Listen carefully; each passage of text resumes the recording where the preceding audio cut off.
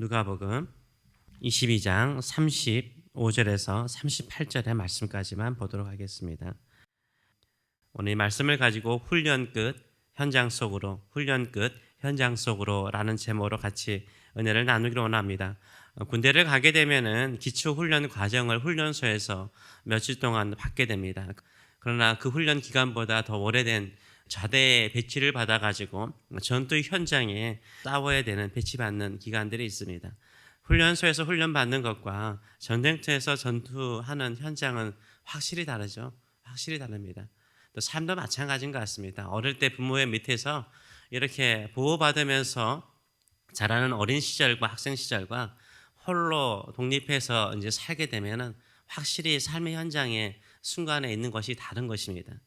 예수님께서는 성만찬 시간에 제자들을 향해서 복음 전파, 땅끝까지 복음 전파를 위해서 그들이 가는 곳은 어떤 곳인가, 그리고 어떻게 준비를 해야 되는가를 말씀하고 있습니다.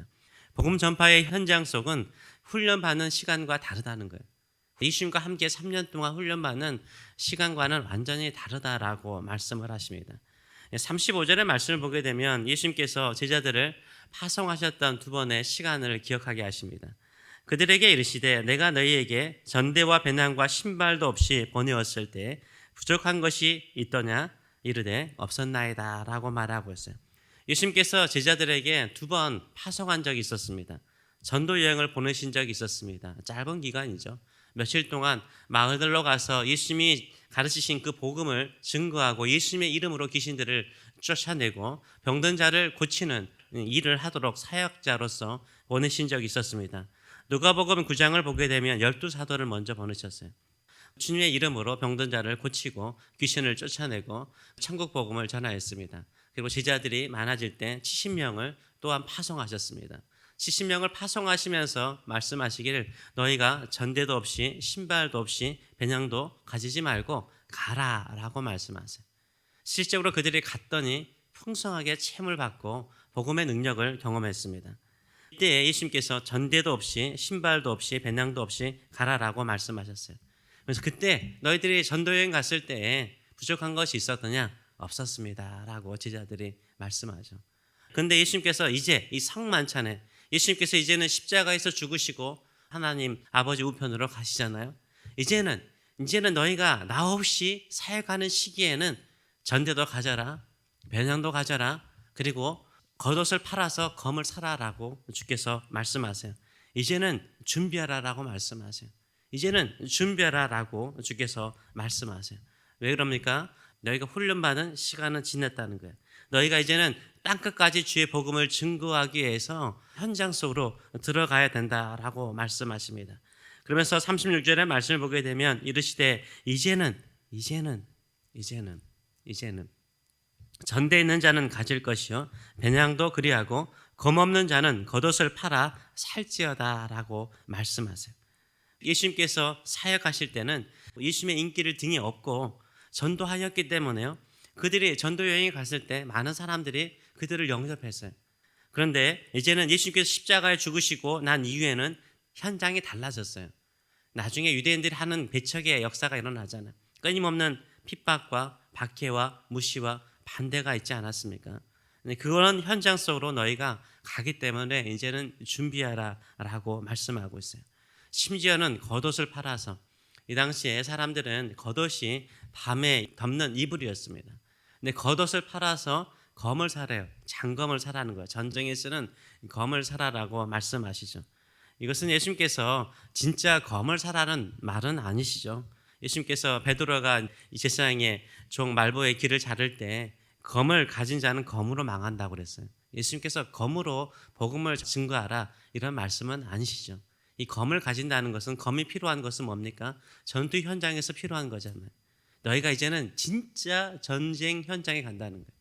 너희가 진짜 전쟁 현장에 가서 싸움의 자리에 있다라고 말하고 있어요. 그것을 준비하라라고 말씀을 하고 있습니다.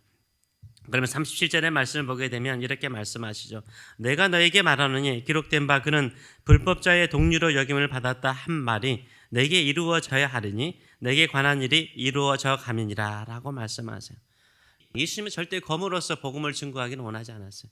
근데 제자들 가운데 실질적으로 예수님께서 잡히실 때 겟세마네 동산에서 검을 베드로도 가지고 있었고 38절의 말씀 보게 되면 우리에게 검이 두 자루 있나이다라고 말해요. 제자들이. 그때 이 헬라어 단어가 검은 단검을 말해요. 짧은 단검. 자신을 보호하는 호신검을 말하죠. 베드로가 가지고 있었고 한 사람은 누구인지 모르지만 열심당원 시몬이지 않았을까라고 보고 있어요. 이렇게 이들이 검을 가지고 있게 되는데 이것 때문에 이사야서 53장 12절을 보게 되면 범죄 중 하나로 헤아림을 받았느니라 라고 말하고 있어요. 그래서 이 검 때문에 사람들이 예수님께서 검을 가지고 혁명을 일으키려고 했다라고 오해를 받을 수 있다라고 말하고 있어요. 그러나 그것은 말씀을 이루기 위한 것이라는 거예요. 싸우기 위한 것이 아니라 말씀을 이루기 위한 것이라고 말씀하고 있는 것을 보게 됩니다. 예수님께서 마지막으로 이렇게 말씀하시죠. 그들이 여짜오되 주여 보소서 여기 검 둘이 있나이다. 대답하시되 족하다라고 말씀하세요. 됐다라고 말씀하시는 거죠. 예수님께서 언급하신 검은 전쟁에 쓰는 검이었고 이 제자들이 말하는 것은 단검, 짧은 단검을 말하고 있습니다. 이에 대해서 예수님께서 족하다라고 말씀하신 것은 두 칼로 충분하다라는 말보다 너희가 아직 이해하지 못하니까 이렇게 마무리하는 것이 좋겠다. 이렇게 마무리하는 것이 좋겠다라고 말씀하고 계시는 것입니다. 마찬가지죠. 우리가 복음의 현장에 들어가면 훈련받는 시간과는 완전히 다른 것을 보게 됩니다.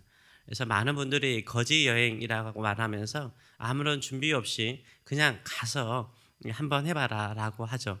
훈련 기간이죠. 훈련입니다. 훈련 기간에는 그럴 필요가 있지만 진짜 복음의 현장, 현실 속으로 들어가면은 모든 것이 다 필요하죠. 이 전대가 좀 어렵게 이해될 수 있는데 전대는 우리도 옛날에 어르신들 다 전대하셨죠. 지금이야 우리 호주머니에 지갑 있지만 옛날에는 돈을 보관할 수 있는 것이 없었어요. 그래서 천 가지고 거기다 지폐라든가 동전을 넣어가지고 허리에 묶지 않았습니까? 이걸 전대라고 말하는 거예요. 지갑을 말해요. 돈이 필요하다는 거예요. 지갑도 필요하고 돈을 보관하는 지갑도 필요하고 백이 필요하다는 거, 필요한 모든 것들을 준비할 수 있는 어디에서나 가서 생활할 수 있는 그런 백이 필요하다. 예, 배낭은 백을 말하고요. 칼은 영적인 마음의 준비, 영적으로 전쟁할 준비를 하라라고 말씀을 하고 있습니다. 실제로 그런 것 같아요. 저도 목회를 하다 보니까 부목사 시절에는 편하죠. 담임 목사님께서 거의 다 책임을 지시고 시키는 일만 하면 되기 때문에 교회 현장에서도 훈련받는 기간이기도 하고요. 실질적으로 담임 목사가 되고 책임을 져야 되는 시기에는 다른 것 같아요. 더 열심히 복음을 증거해야 되고 마찬가지로 성도들도 마찬가지인 것 같아요. 성도들도 삶의 현장에 딱 들어가면 진짜 믿음이 있어야 되는데 믿음을 가지고 살기가 참 쉽지 않아요. 현장이 어렵기 때문인 거예요. 이것이 상징적인 의미라고 저는 개인적으로 생각을 해요. 그러면서 또 현실적인 문제라고 생각을 합니다. 주의 복음을 땅끝까지 증거하고 주의 나라를 위해서 쓰임받기 위해서는 전대도 필요합니다. 그래서 경제적인 능력도 필요한 거예요. 우리가 마음껏 사람들에게 매이지 않고 사역하기 위해서는 전대가 필요해요. 지금 현장이에요. 신학교가 미달되는 것은 이미 널리 알려졌을 것입니다. 신학생들이 지원하지 않아요. 물론 선교사로서 헌신하는 사람들도 이제 많이 줄어들었죠. 훈련 받을 때는 되게 좋죠. 현장 속에 딱 들어가면 그게 아니거든요. 영적인 전쟁도 치열하고 먹고 사는 문제도 보통 일이 아니거든요. 그래서 우리 주님께서는 아예 그것을 준비하는 마음을 가지고 살라라고 말씀하고 있습니다. 왜냐하면 기독교가 박해를 받고 힘들수록요 주의 복음을 위해서 살고자 하는 사람들이 많지 않아요. 예수님의 인기의 시기에는요 제자들이 어디에 가든지 사람들에게 환영을 받았어요. 주의 말씀으로 수많은 이적과 기적이 일어남을 통해서 환영을 받았습니다. 예수님을 배척하고 기독교를 배척하는 시기에는요 오히려 더 힘들고 어려워요. 지금이 진짜 그렇습니다. 얼마나 사회적으로 기독교를 박해하고 조롱하고 무시하고 있습니까? 이런 사회적인 분위기 속에서 더 주께 헌신하고 주를 위해서 충성하는 자들을 위해서 기도하시고 또 그들이 더욱더 믿음을 가지고 전쟁터에서 승리할 수 있도록 기도하시는 저와 여러분 되시길 축원합니다. 우리 믿음의 성도들도 마찬가지죠. 우리 옛날 시절은 다 잊어버려야 돼요. 내가 이 신앙의 은혜를 받아가지고 옛날에 멋있게 섬겼던 거 다 잊어버리세요. 삶의 현장 속에서는 다르잖아요. 더 주님의 능력과 은혜를 사모하는 마음을 가지고 나가시는 저와 여러분 되시길 축원합니다. 우리 주님께서 마지막으로 준비하신 것은 무엇이었습니까? 전대를 준비하거나 배낭을 준비하거나 검을 준비하지 않으셨어요. 우리 주님께서 잡히시는 그 전날 밤에 마지막으로 준비하신 것은 무엇이었습니까? 우리가 부른 겟셋만의 동산에서 기도하셨습니다. 그게 우리 주님께서 준비하신 거예요.